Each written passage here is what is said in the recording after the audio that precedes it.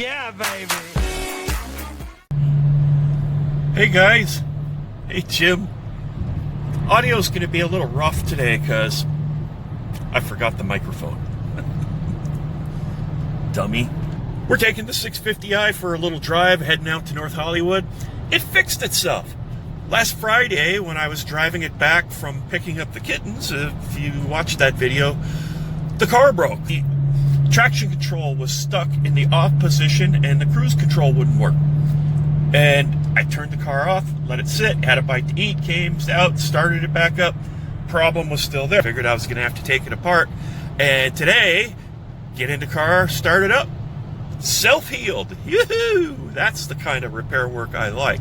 Let it sit, turn it back on, all fixed. That's my kind of work. I like it. Thank you, old junky BMW.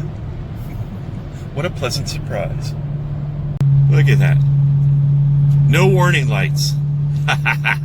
Well, there's that one little triangle, yellow triangle in the corner there. That's just because the car is unhappy with one of its brake sensors, and I need to get in there and figure out why it's unhappy. The brakes are fine. It's just the sensor that's a little iffy. We might even go for a visit to the places I talked about the police chases. I might actually show you the corner where I should have died with my friend Mark. Here's that turn where I was running from the cops. We were double on my Kawasaki, and we hit this turn. It's rated at 30, doing 80. And I was started to scrape, and we hit the curb right there. And if it had tossed us off, we would have gone right into those cement pillars, and that would have been all she wrote. You know what's really sucky about getting old? When I was a youngster, I used to be able to crash motorcycles all the time and have all sorts of silly accidents and get up, brush myself off, and, you know, be a little scabby or whatever, but I never had any problem. I just left the doctor's office and I found out I broke my leg exercising in the swimming pool. What? I just can't believe it. I can't believe it. I used to go skiing every day. I've been skiing thousands of times. I used to live in the mountains for like 12 years. I had a season pass usually to 2 different ski resorts every winter. I got up almost every single morning and went skiing for a couple hours. And I finally break my leg exercising in the pool. And it's not a bad break. He just said hairline, but still, you know. You know, the crashing the motorcycles. Here's a helmet. This was a helmet that was absolutely gorgeous, and I was wearing it and had one of my many falls. I usually got rid of the helmets, but this one I decided to keep.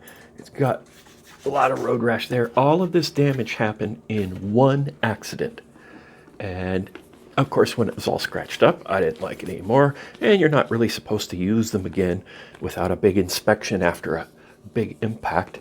But that is a helmet that I had on, and I crashed it was a Honda CBR1000. And man, what a bike that was. I can't really remember what year. I think it was in the mid 80s, maybe. I want to say 87, but I'm not sure. I bought this bike. The guy who originally had it had gotten killed on it, and most people didn't want it. And he had run into something, and I ended up buying it very, very cheaply. And it was wrecked really bad. The whole front forks were smashed in.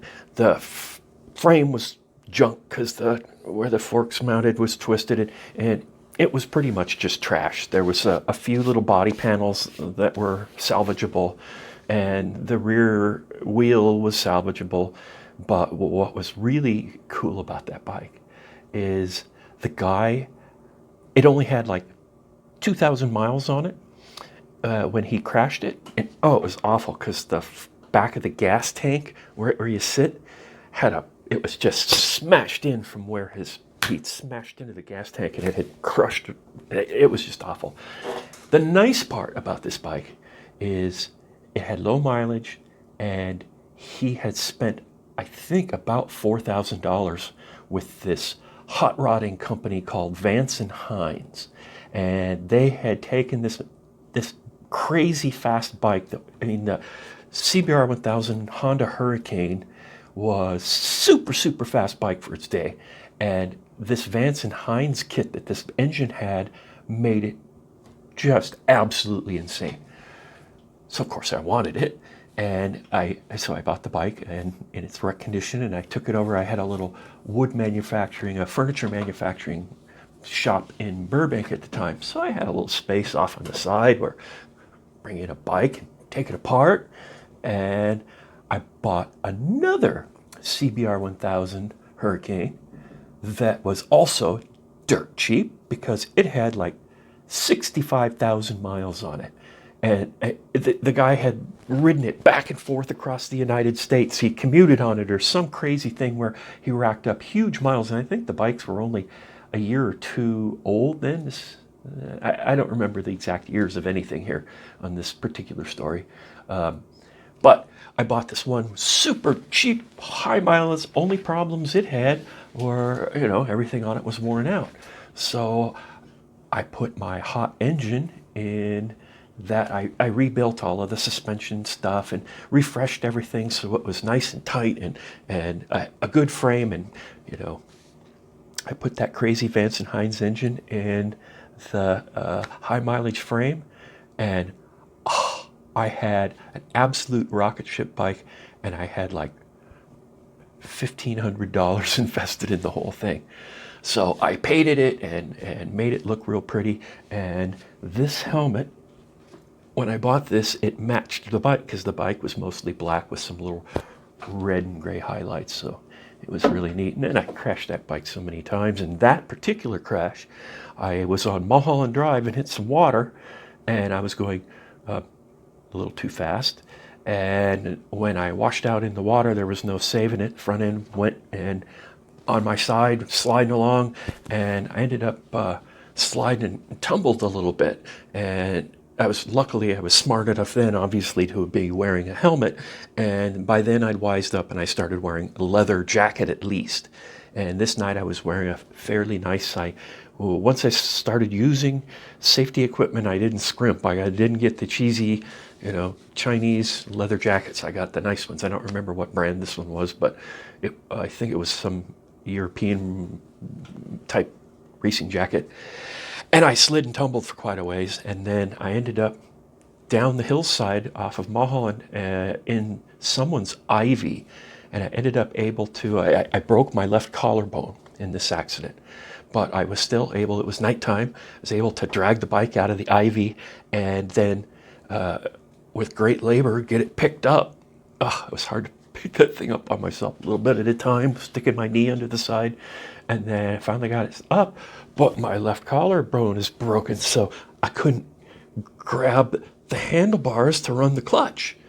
So I just sort of got it rolling a little bit, and luckily I was on Mulholland where it's kind of hilly, and I was able to get it rolling enough downhill where I could pop it into gear, and then I drove it, and I lived probably 12 miles away from where I crashed, and I drove it all 12 miles home without ever stopping.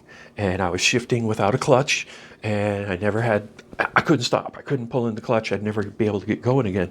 So, and I was able to ride it home. And what's really fun about that story is I got so much attention after that whenever I would wear that jacket.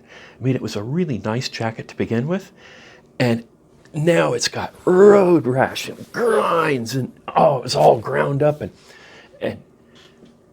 everyone always asked me questions. Hey, wow, were you wearing that when that happened? And and it was quite the conversation starter. And I had a couple people offer to buy it from me, and I thought,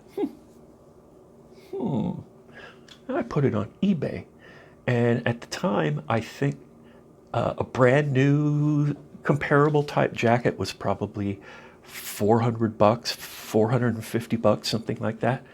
And my absolutely road rashed out crazy jacket, I think it sold for almost $1,000 on eBay.